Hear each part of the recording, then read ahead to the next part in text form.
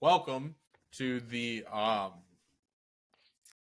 what were the Founder's Intent.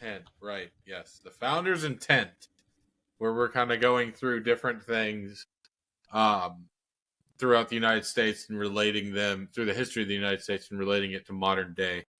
Uh Andrew's dealing with a little bit of a technical difficulty right now, but he will be the voice of God. Um, just in my head. So, anyways, today we will be covering the Sons of Liberty, which we have a little series with our interviews that we call that. Which we haven't had one in a while, but we're working on one. So we'll see how that goes. But anyways, for now, we'll get on this. So Andrew wanted to start going over this topic with discussing the Daughters of Liberty. Because ladies first, we are gentlemen. We're Renaissance men. So let's start there. We'll start with a quote. The Daughters of Liberty, young ladies of good reputation, assembled at the house of Dr. Ephraim Bowen in his town. There they exhibited a fine example of industry by spinning from sunrise until dark, and displayed a spirit for saving their sinking country, rarely to be found among persons of more age and experience. And they were spinning all of the clothing that they wore because if they were going to buy, they were boycotting the taxes from England on everything that was being sold. So all the women got together and spun their own clothes. Right? They're just coming to yell. So, while women were not permitted to serve as elected officials in governing bodies such as the colonial general assemblies, women could voice their political opinions and demonstrate their patriotic sentiments by signing petitions, participating in non-importation. What? Non-importation. Impartation. Oh my god! Taking part in the tax. I'm like losing my mind right now. Sorry, I've been up for a while. Movements and using their voice. So obviously, there's even if you don't have like all the rights, you still can do a lot. Back in the day, the women formed the Daughters of Liberty, formalized their political agency during the Stamp Act crisis. They provided support to the Sons of Liberty founded by politically active men around Boston. Oh, Sam Adams, good beer. Prominent founder of the Sons of Liberty, was vocal about the importance of women to the patriot cause. Look at that. Look at that. They were inclusive even back then. Reportedly saying, with ladies on our side, we can make every Tory tremble. Hell yeah, brother. Like a true fucking American. Sister. Hell yeah. Brother, sister, liberty. So the lady credited founding the Daughters of Liberty is Sarah Bradley Fulton. Sarah was referred to as the mother of the Boston Tea Party because she helped organize the protests and the Tea Act, or of the Tea Act in the harbor, which you all know about that, where they dressed up as engines and dumped water in the bay, or the Hava. So that was obviously a very famous protest. Let's see. So on the eve of revolution, British policies, trades, and tax impacted women greatly. The Stamp Act placed on tax on card and dice, as well as mortgages and deeds, wills, newspapers, pamphlets, which women purchased. So basically, everything that had paper or anything to do with paper was taxed. Gotta love that. It's also placed on liquor licenses, women being many of the tavern owners in the colonies. Oh, directly affected them too. The Daughters of Liberty popularized the idea of boycotting the stamps and tax goods, effectively leading to the repeal of the Stamp Act. Together, 1765, it was introduced, and they got it repealed just by doing their protest, folks. And this was back when women had no rights and no freedom and no say. And men just looked down on them. Even though Sam Adams is literally quoted saying that there would be no revolution without them. Context. Sons of Liberty. So, modern lens doesn't look that great. Women don't have the same exact rights as men. But contextually, this is revolutionary for women. Right. Being involved in this. Right. Women are at the heart. Episode. Yep. They're at the heart of our founding. It's not just old racist white men, like everyone says. Old racist white men. And there are old racist white women that were just as important. Just as a joke, obviously playing into their shenanigans. Yeah, clearly there was they were kind of the pillar stone that kind of held the whole thing together. And it's kind of true when it comes to,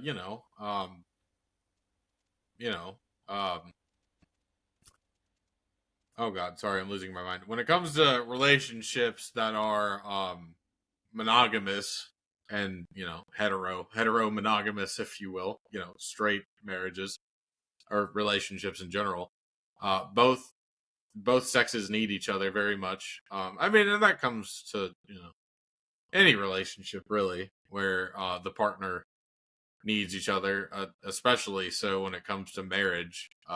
But you gotta have that lodestone to come home to and to be able to, help and give you confidence in areas and lift you up in areas that you are lacking in, and vice versa.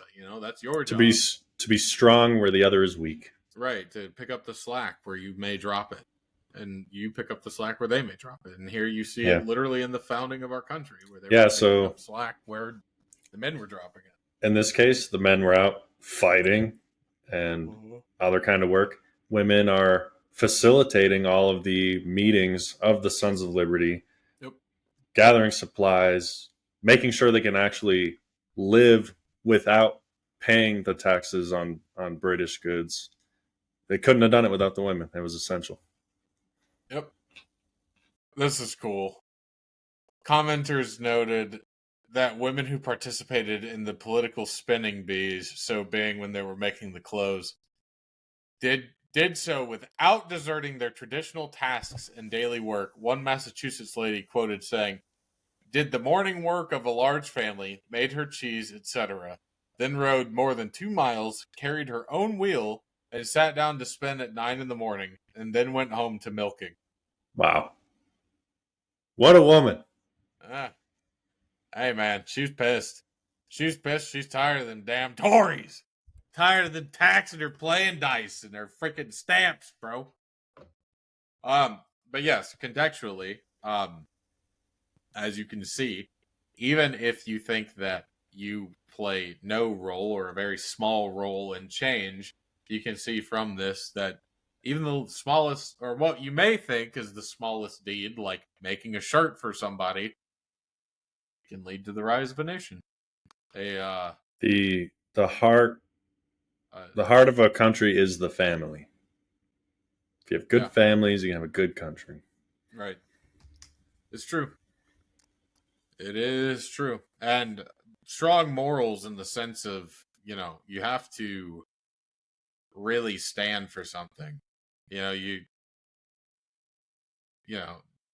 die for something, live for nothing. It's like you have to have morals, you have to have motivation, you have to have something to live for. And these people clearly, that was their independence. Their independence was worth everything, and so they were willing to work their fingers to the bone with doing their household tasks, and then on top of it doing the support for the revolutionists. It's nuts. But yeah, we just definitely wanted to give an acknowledgement to this and kind of make it to where I think this was a really cool point, Andrew, that hey, the nation was built on the back of women like this. And we can't talk about the Sons of Liberty without the daughters. Right. As well. One without the other, they wouldn't exist. So speaking of the sons, let's figure out who the Sons of Liberty were now. Let's see. So this is from the History Channel. Sons of Liberty. Most famous for their role in the Tea Party, the Sons of Liberty used grassroots, kind of like another group, activism to push back against British rule. That's an inside joke. Don't read into that. So they were grassroots instigators.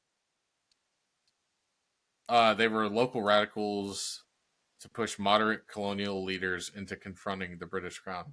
So basically, the Sons of Liberty, and we'll go back to that in a minute, but the Sons of Liberty were essentially the ringleaders in the crowd that would stoke the flames and get everyone really pissed off about the British.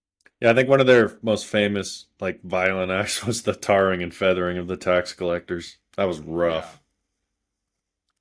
Yeah, they did do some violent stuff at some points, but also, kind of understandably, they were really pissed, and they felt that every time they would plead to the crown, taxation without representation, when they would plead to the crown would just ignore them, and then they would kind of crack down on them. So it's like, not only are we being ignored and we were being denied, but now we are having it thrown in our face and we are being made example of. So it's like, oh, okay.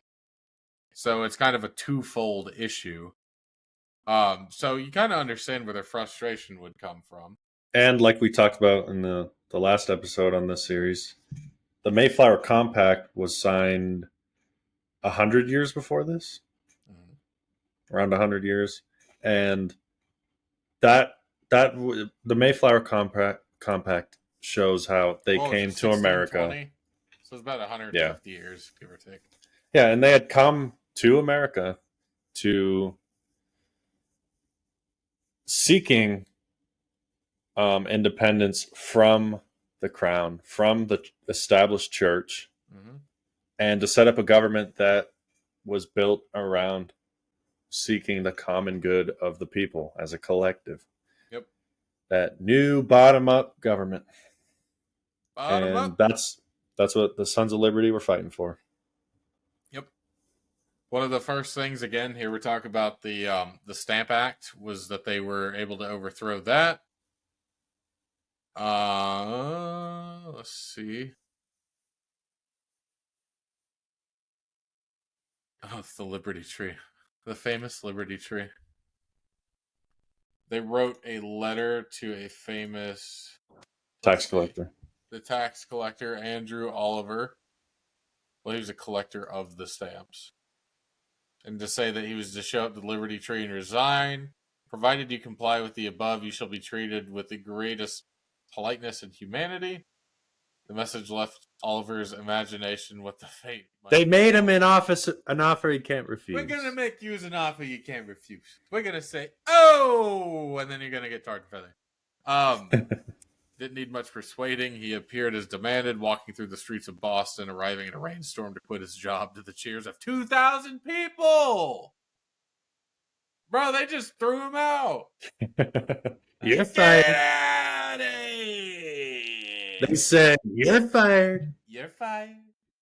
Oliver, bad guy, terrible guy, one of the worst, really. That's what they tell me. Yeah. So I love that. The Sons likely formed from a secretive group of 9 Boston-based patriots who called themselves the Loyal Nine. They're the founders of the Sons of Liberty. Yep. And usually that's how it starts. It starts small and then the ideology spreads. Bottom up. Bottom up. Let's see. So the name was taken from a speech to Parliament by an Irish member sympathetic to the colonists who warned the British government's behavior caused the blood of the Sons of Liberty to recoil within them. Oh, preposterous tyranny? Never. Death to tyranny. I didn't realize that the Boston Harbor, the Tea Party, was 92,000 pounds. Did you know it was that much tea? I remember hearing stories like they said the harbor was basically like it just looked like tea. It looked like tea. Yeah, I have heard that. But the water was brown and it just looked like the harbor was just full of tea. I didn't know it was 90. I thought it was like a couple barrels. That was like a big FU to the king. I didn't know it was 92. Yeah, dude, that's so much money. America's first Fuck around and find out. Yeah. Just did that to Canada with that hockey game. That was great. Yeah, we did. Yeah. Oh, don't you know, buddy? Maple Leafs. Yeah, I can't. I had no idea it was 2000. That's crazy. And then obviously you have the famous leaders talking about the Tea Party and the Tar and Feather. Let's get into the leaders. I think that's probably the most interesting segment of the Sons of Liberty. Is just the backgrounds of everyone. So obviously you have Sam Adams, who's cousin of John Adams, and he was the founder of the Sons of Liberty. He was also an extremely outspoken patriot. He was a very, very angry one. Yeah, his cousin John Adams was a lot more like peaceful, pacifist guy. He stood up for the current laws as much as he could, being a lawyer. And yeah, Sam Adams, he kind of hated John a little bit because he would try to discourage him from going out and doing all the tarring and feathering and everything. Right. Yeah, he was one of the largest linchpins for rallying them to take up arms against the British. Like he was very, very much a ringleader of violence. But I mean, when it comes to, I shared a meme the other day that was like, violence never solves anything. Look, I'll open up a book and prove it. Oh. It's kind of true in that regard where, like, you know, if you want something to really be done, you know, I never would push for violence because violence is never the answer. But sometimes if you're pushed into a corner, I guess some people view it as being the only solution. And Sam Adams was one of those guys. Can't really say I blame the guy either. And then I'm going to let you talk about old Ben. He's been a dick. Benedict Arnold.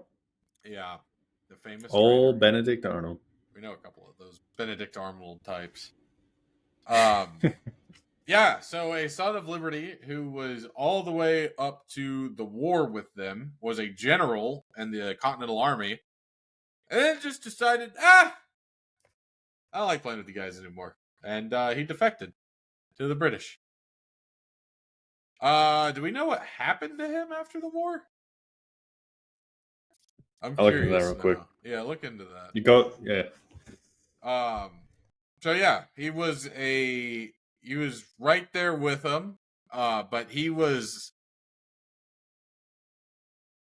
kind of just started wearing a mask and like wasn't 100%. Like he said that he was in it, but he wasn't like really in it. So he said he was like doing smuggling operations while not really doing much. And then they made him a general. And then he just kind of was like, all right, yeah, I don't want to do this anymore. So after the war, he fled to England, where he lived the rest of his life serving in the British Army during the war and later attempting various business ventures, but was largely shunned by society due to his treasonous acts against the Americans. Becoming synonymous with the word traitor in American history, he died in London in 1801. Coward. The last administration was a Benedict Arnold. Yeah, it really seems like it, huh? We got Benjamin Eads. Oh, the publisher of the Boston Gazette. That helps. It usually helps to have someone that was in the freaking papers help with that, you know? He was one of the financiers of the Tea Party and helped spread anti-British propaganda. That helps. Obviously, you got John Hancock.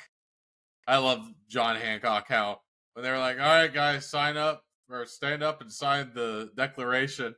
And he was the first one to the front, just a big old name right on the front, John Hancock. And the coolest thing about that, they knew signing their names that they were basically signing their death warrants. Yep. And yeah, he was like, I don't give a shit. Put the biggest signature on there. Yep. Biggest signature. He was the first one to do it, too. He was like, fuck it. Yeah, love it.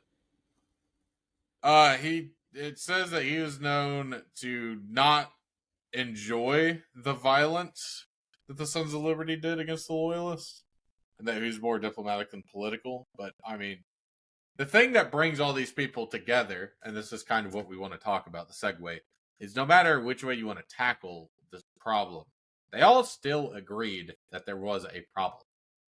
Right. There was different outlooks, there was different viewpoints, there was different thought processes. But at the same, that all being said, it was the common goal that brought them together and allowed them to work together.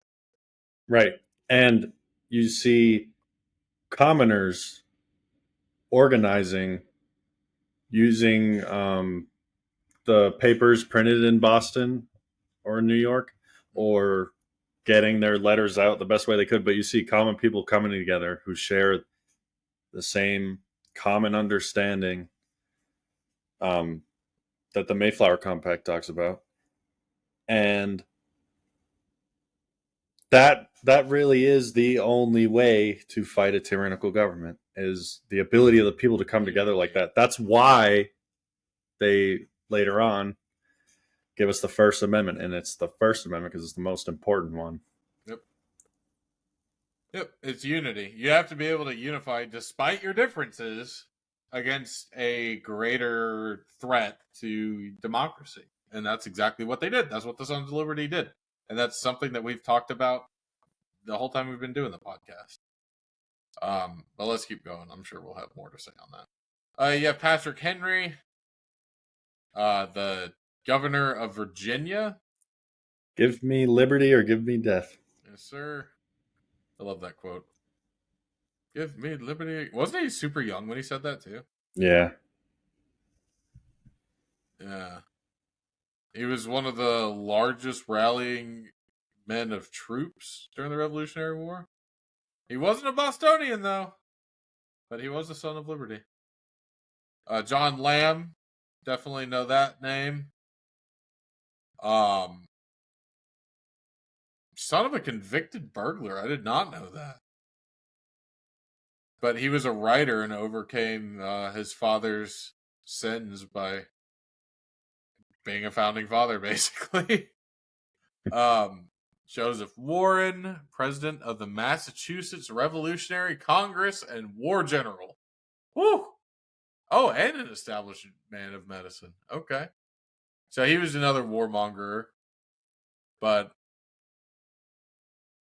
oh, he died. He died during the revolution. He's a general. But he was the one that dispatched Paul Revere and William Dawes to do the famous ride of Paul Revere to alert the. Paul Revere's ride was the prelude to Bunker Hill, right?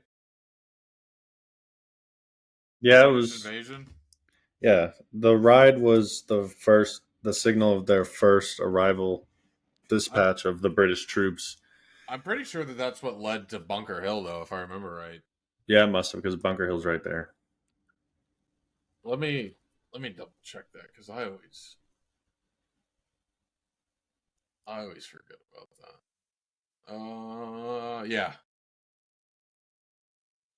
Yeah, Lexington and Concord. So the first little bit. So it wasn't Bunker Hill exactly. It was Lexington and Concord. But I mean, that all happened within like the same little bit. I was more so just trying to make the connection with the podcast. Obviously you have Paul Revere. Everyone knows who that is. Silversmith, large voice. Jack Black, aficionado in the picture here. I just have to show this. If I told you that this wasn't Paul Revere, you would immediately think it's Jack Black, and it is Jack Black. Just kidding. I just had to show that off. So you got your famous ride with Paul Revere. Got into it. Oh yeah, because John Hancock and Sam Adams were arrested. Right. Well, they weren't arrested. They had a warrant out for their arrest, and he was to warn them as well. William McKay, Bostonian merchant. Oh, there's a lot of people. Oh my god. Okay, let's see. Who else? Alexander McDougall. He's a major general in the Revolutionary War. So all these guys we're talking about, what do you think their opinion of today's America would be? I think it would be damn near unrecognizable to them. Yeah. Oh, yeah. It'd be insane. Oh, there's that. Haim Solomon, a Portuguese Jew. Look at that. They were even diverse.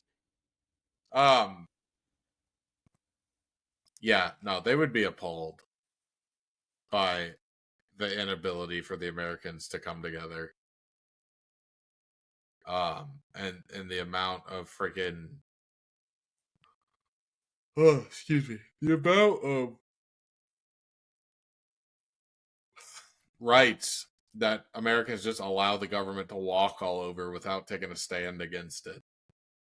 You know, they'd be rolling in their graves. They wouldn't understand why there wouldn't be, a unifying voice against it. And their idea, their justification, more so for the putting the Sons of Liberty together and fighting back, was about taxes. Yeah. It was about taxes. The taxes were considered oppression. More specifically, taxation without fair representation for it. But, what was one of Donald Trump's proposals that he wants to do away with the federal income tax? Yeah. Changes like that, doing away with the federal Department of Education. I mean, these guys knew the dangers of too much federal control, Right. and giving up your voice or having a say in your dealings with government. And I think people today are far too willing to give it up. Oh, yeah. Federal income tax wasn't a thing during these guys' lifetime. No, it wasn't a thing until the 1900s. Yeah, and it was supposed to be temporary. Yeah. Yeah, I know. And now it's just a part of society. I just filed mine earlier. I filed mine today. Gotta love it. It's like Christmas. It's like Christmas, except they take a fifth of your income every year. It's great. It's great. Gotta love it. But yeah, so the biggest thing with this is, like, again, to relate it to today, the father's intent, the founder's intent, is just like, we are a group of people that is unified by rights given to us by none other than God. And that means that we have these inalienable rights that cannot be touched. No government can touch it. No man can touch it. And we have this which is more than they had. I might add. That's more than they had. They had the rule of the king. They had the crown, and they were freaking sick of it. And so they did something about it, and they were able to carve out what we have now, which is a constitution, which is a bill of rights, which is due process, which is supposed to be fair justice system. And it's like we look at it. I see so many people talk about it, and they're like, "Oh my God, this country is so oppressive. This country is horrific. Like the amount, like, oh, everything's just horrific." And it's like, you have more rights than pretty much any other nation. And it's all because of guys like this that were able to stand up to their bullshit and say, "Fuck it, we're done." And look at this. Half of these people I'm looking at right now. Let's see. You got Oliver Wolcott. You got Marnius Willett. Those two were both fought in the military. Oh my God, the one guy lived to 90. That's crazy back then. Both fought in the colonial army. I mean, I said a bunch of stuff before that. You got guys like Thomas Young, who went to the Tea Party and didn't even fucking disguise himself. He didn't even disguise himself. He was like, "I don't care. Although they punished the shit out of him in such severity that he nearly died. So that's bad. But, you know, you got so many of these people that just got so tired of shit that they just stood up. And, like, half of the people on this list ended up fighting, too. They weren't just the freaking ringleaders and the, you know, the publicists and all of that. They were actually men that not only complained, but stood up for what they complained about and actually went to make a difference about it and change it. And goddamn it, they did. You know? It's like, if only we were all so bold. And 250 years really isn't that long. That's not long at all, dude. I was just thinking about it contextually, right? Mm-hmm. Putting myself in their shoes. Dude, 300 years ago, there was still, like, from their point of view, right? 300 Mm-hmm. years prior, if you were in 1776, there were still fucking knights. Like, in full plate armor and castles. Isn't that crazy to think about? Yeah. Like, their 300 years, our 300 years for us is like colonial times. Yep. 300 years for them is fucking knights. Like, that's just crazy to me. And I mean, this is when America had just been really starting to, you know, come up as a nation. And I mean, look where we've come in 250 years. But anyways, it's, again, we talked about it before. They wrote the Constitution to be a living document. It is something that still is applicable in modern day. And the fact that so many people just sit there and think that, or take their rights for granted, or don't think that certain rights apply to certain people or whatever. It's like, you guys are nuts. I don't know. I don't get it. It frustrates me so much. It's very frustrating. We have, who ran with Kamala? I already forget his name. Walz. So glad it's over. Waltz? Walz. Oh yeah, Tim Waltz. Yeah, he made some wild comment. It was about freedom of speech is a privilege, not a right. Yeah. You got to be running for second highest office in the land. Yep. So Privilege, not a right. represents. Well, last I checked, it's a God-given right, inalienable. So yeah, 250 years later, you have a man running for the second highest position in our land, who represents a backwards mentality to these Sons of Liberty. Yep. We're throwing it away. It's in danger. Gotta love it. There is, what was it? There was a quote recently that somebody said about freedom of speech. They act like the Constitution is just outdated and it needs to be updated, or that, you know, there's things that shouldn't apply and things that just don't matter. And it's like, dude, look at what these guys went through to ratify it, you know? Mm-hmm. But yeah, so we just wanted to hit on the Sons of Liberty to really drive home the point of what can happen when you come together as a group, as a like-minded group, as a nation, possibly. And even if you come from different backgrounds, I mean, like I said, there's even a freaking Portuguese Jew here. There's landowners, there's publicists, there's barkeepers, there's soldiers. I mean, everything is just like-minded individuals that got together and they're like, let's do something. And it's crazy to see what you can accomplish when you do that. And that's the whole point of what we want to say with this. Whole point of the podcast. Yeah, it's the whole point of the podcast. That's why we're making the trip back to YouTube, is we want to try to reach out to as many people as we can. And hopefully, you know, it'll pick up and spread more, and we can have more people on and discussions and debates, and hopefully inform more people about history and where we come from and why we're here, and who knows where it could go. But you have anything else you want to add to it? No, think of. Yeah, I think coming up we're gonna what are we gonna hit on next? Probably the filled out the first Congress, the writing of the Constitution. Yeah, I was gonna say the Constitution, the article, all that. That'll be a fun one. Yeah, You get to because see John Hancock's big old signature.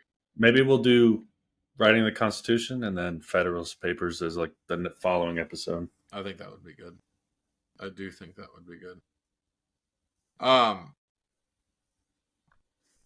That's the history episode for the week. Thank you guys for watching, as always. Again, we are going to be back on YouTube. We're making the hiatus, or I keep saying hiatus, man. I am tired today. I didn't get beat up at work. Sorry about that. We're making the exodus from Rumble back to YouTube. They've been nice to us again. So, please like, comment, subscribe. We are over on TikTok at Bunker Hill Boys Podcast. YouTube, we'll have links in the description to get over to the YouTube channel from TikTok. We'll post multiple shorts. We're going to be posting an episode a week. Yeah, it's good stuff. So again, thank you guys for watching, and we'll catch you in the next one.